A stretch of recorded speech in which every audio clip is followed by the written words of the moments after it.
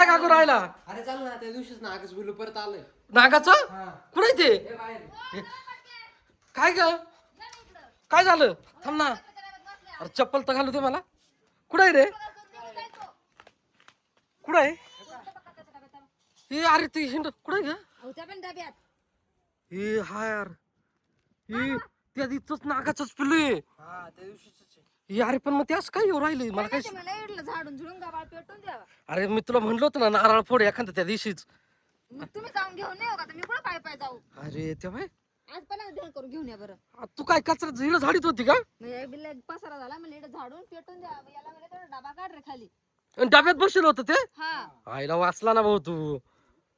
तेव्हा त्याला पाडून देतो. रोशन खाली या ना तू. अरे तू एक मिनिट काय नाही करणार खाली ते. थांब एक मिनिट थांब.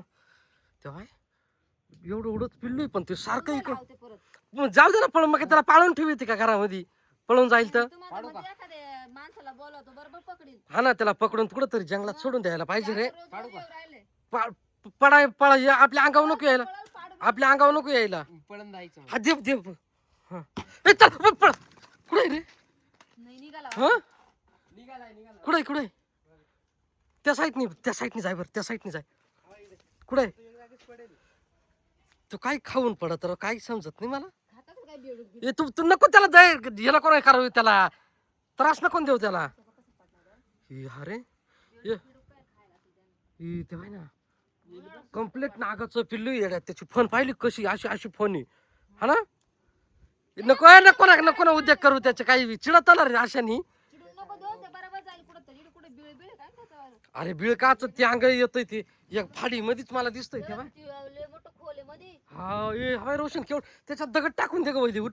त्याची जागा असेल बघ. हवाय दगड बिगड टाकून द्या ना त्याच्यात काहीतरी. काही जमीन बिनेल तर नाही ना. काय मला ते तेच वाटतंय ना काहीतरी नागिन बिगिन आहे ना पिल्ला असतील तिचे बरं का.